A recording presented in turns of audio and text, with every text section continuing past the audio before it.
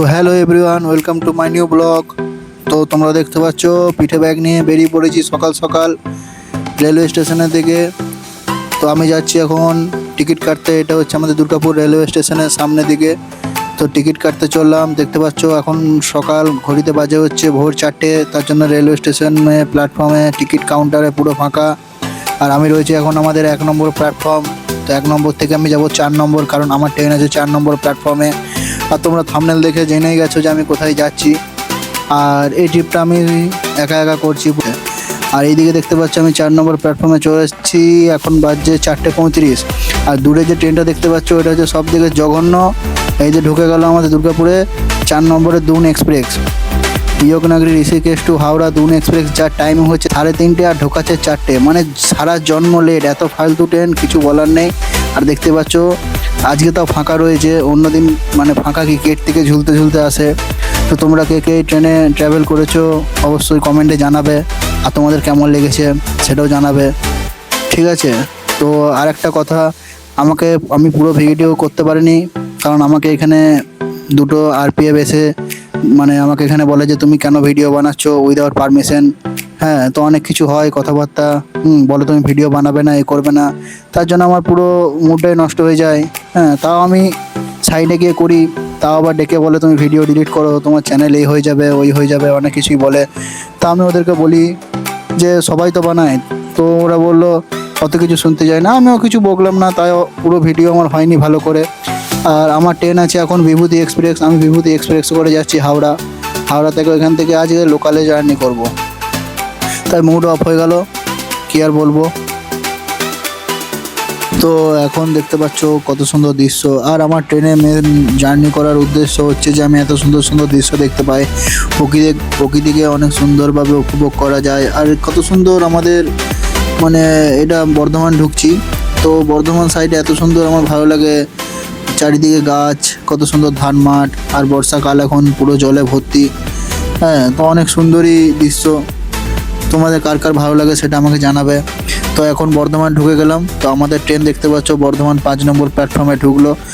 আর এর টাইম ঢুকিয়েছে হচ্ছে 5:25-এ। তো এখানে 1 মিনিটের হল্ট ছিল, 1 থেকে 2 মিনিটের।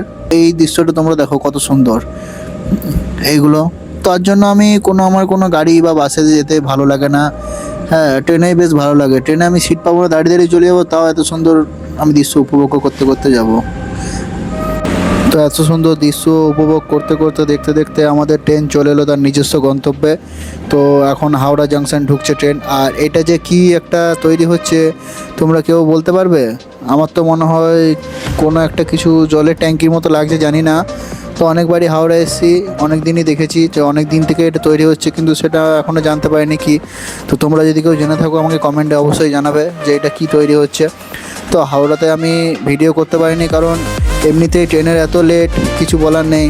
আর এই দীঘা যাওয়ার লাইনে মানে দীঘার বেশি করে দীঘার ট্রেনগুলো এত ফালতু, এর থেকে বাসে চলে যাওয়াটা আমি বলবো সব থেকে ভালো।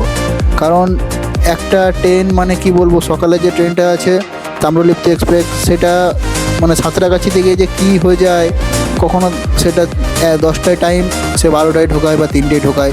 আর যে গান্ধারী এক্সপ্রেস আছে সেটা তো আর কিছু বলার নেই। আর এখন আমরা রয়েছি সাঁতরাগাছি রেলওয়ে স্টেশনে। তো এই স্টেশনটা অনেকটাই ভালো, এখানে আমাদের ট্রেন দাঁড়িয়ে ছিল, অনেকক্ষণই দাঁড়িয়ে ছিল। আর যে গান্ধারী এক্সপ্রেস বলছে ওটা তো কখন রাত 12টায় ঢোকাচ্ছে, তো কিছু বলার নেই। তো বাসে চলে যাওয়াটাই বেটার হবে যারা ফ্যামিলি নিয়ে যাচ্ছ বা একা যাচ্ছ। তো রাতে গেলে কি বলো তো, হোটেলগুলো একটু পাওয়া সমস্যা। আর এটা হচ্ছে কোলাঘাট ব্রিজ, যেটি রূপনারায়ণ নদী তীরে অবস্থিত। তো এই নদীটি দেখতে পারো অনেক সুন্দর। তো আমি তো এখানে দাঁড়িয়ে দাঁড়িয়ে ভিডিও করছিলাম তোমাদেরকে দেখানোর জন্যই।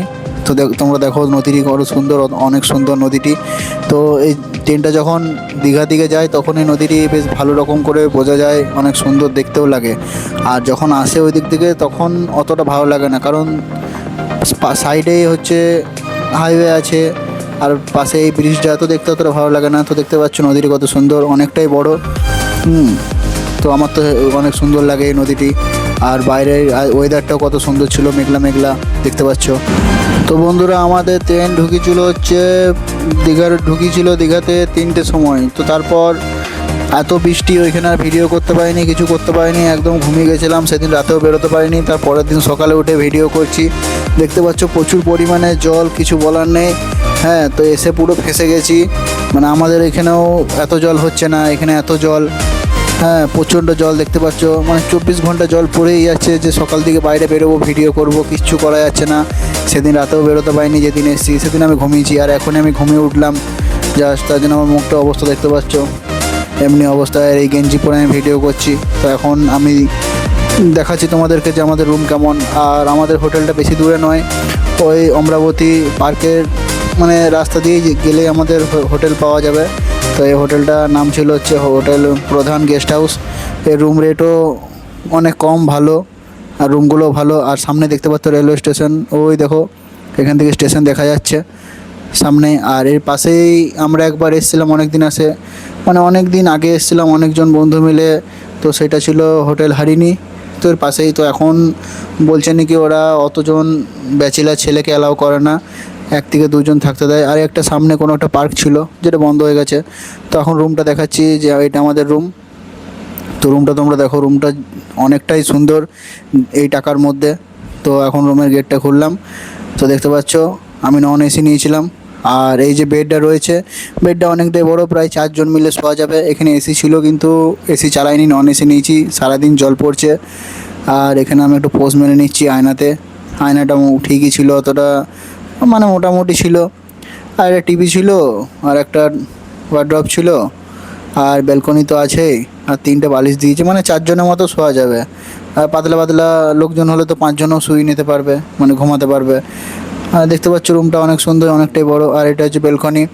ব্যালকনি দিয়ে দেখো সারাদিন জল পড়ে যাচ্ছে। আর এই যে পাশে যে তোমাদেরকে বললাম গেস্ট হাউস হারিনি, এটাতে আমরা ছিলাম।